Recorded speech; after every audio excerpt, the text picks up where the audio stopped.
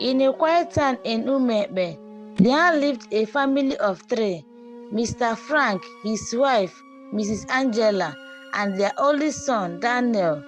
Mr. Frank was a successful businessman, always busy with meetings and trips, while Mrs. Angela was a top manager at a big company. They both loved Daniel, but they were always too busy to spend time with him. Daniel was only 9 years old, and even though he needed his parents, they never had time for him. Every morning, Mr. Frank and Mrs. Angela would leave the house early, hurrying to work. They would quickly drop Daniel at school and rush off. In the evenings, they would return late, tired and stressed. They often forgot to ask Daniel about his day, his schoolwork, or even what he had eaten. Daniel felt lonely and unloved. One Friday evening, Mr. Frank and Mrs. Angela had a big argument. They were both stressed from work and blamed each other for not spending enough time with Daniel. But instead of solving the problem, they became even more distant. That day, after school ended, Daniel sat on the other steps, waiting for someone to pick him up. He waited and waited, but no one came. The school got dark, and the teachers and other students had all gone home. Daniel felt scared and abandoned. He was alone and don't know what to do. Finally, the school security guard saw him and asked, "Daniel, why are you still here?" "My parents forgot to pick me up," Daniel replied, his voice trembling. The security guard signed and said, "Come inside, I will call them." But when he called Mr. Frank and Mrs. Angela, neither of them answered. They were both busy in meetings, completely forgetting their son. Daniel stayed with the security guard until late at night. It wasn't up to 10 p.m. that Mrs. Angela remembered and rushed to the school, apologizing profusely. Daniel was tired, hungry, and hot. He did not say anything, just got into the car and stayed quiet all the way home.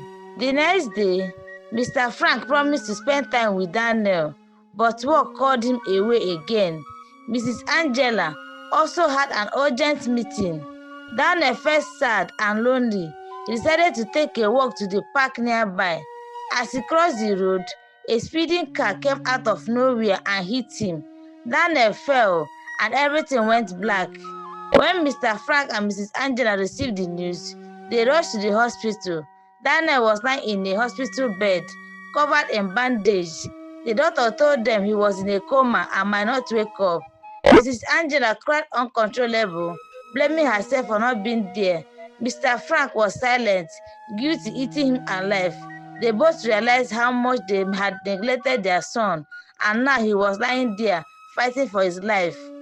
As days turned into weeks, Daniel showed no sign of waking up. Mr. Frank and Mrs. Angela were desperate. They had tried everything the doctor suggested, but nothing worked. One day, an old woman approached them in the hospital. "I know why your son is in this state," she whispered. "Who are you?" Mr. Frank asked, looking at the fairly hench woman. "I am just an old woman who knows things," she replied.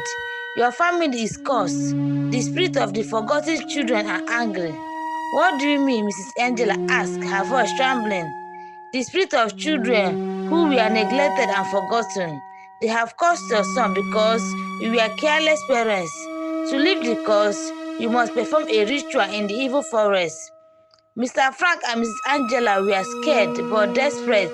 They agreed to do whatever it took to save their son. That night, the old woman led them to the edge of the evil forest. It was a dark and airy place, filled with thick trees and strange noises. The old woman handed them a small black pot and a knife. "You must go into the forest and find the ancient tree where the spirits dwell. There you must offer a drop of your blood and beg the spirits for forgiveness," she instructed. Mr. Frank and Mrs. Angela hesitated, but they knew they had no choice.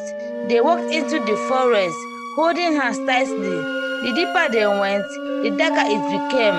They heard whispers around them, voices calling their names, mocking them for being such careless parents.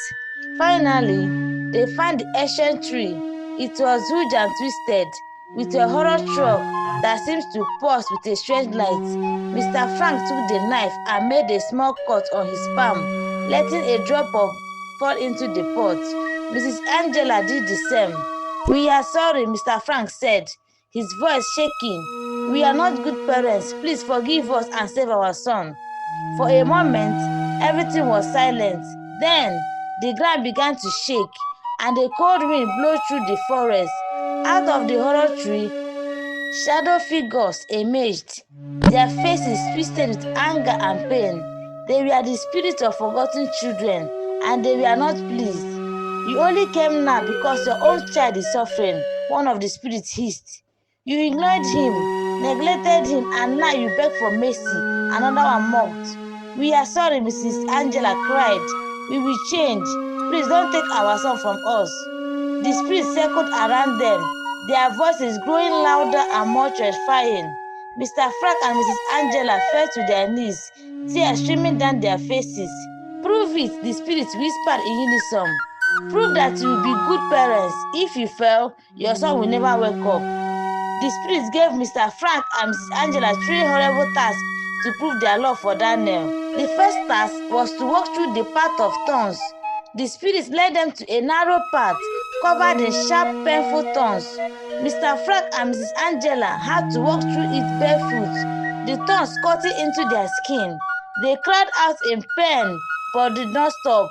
They knew they had to do this for Daniel. The second task was to drink from the pool of sorrow. The spirit took them to a dark pool filled with muck, foul-smelling water. They had to drink from it to feel the sadness and loneliness Daniel felt when they neglected him.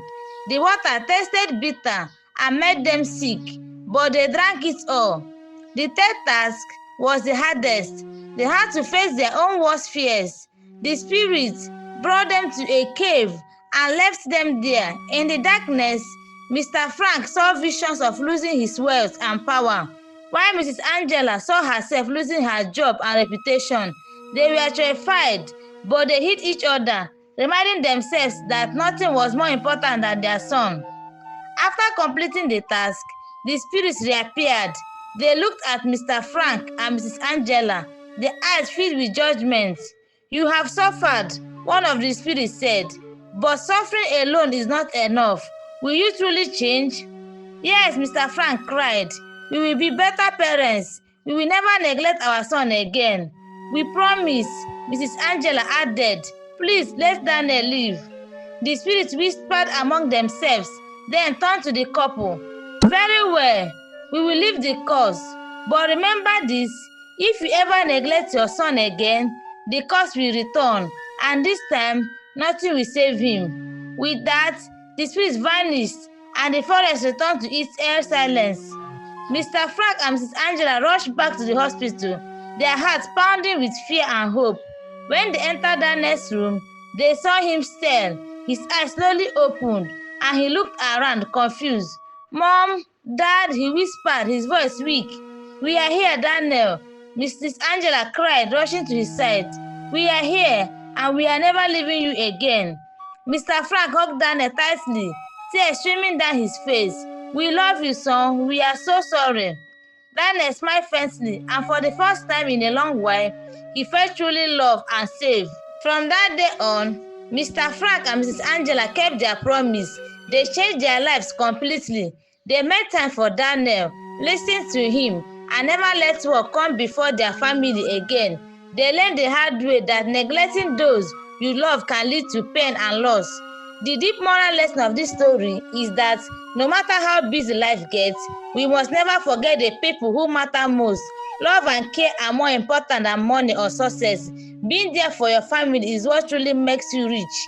And for Mr. Frank and Mrs. Angela, they will never forget the terrifying journey they took to save their son and how they almost lost him because of their carelessness. From that day on, they lived as a true family, full of love and happiness, grateful for the second chance they were given. The end. Thank you guys for watching my story, and please come back for more stories. I love you.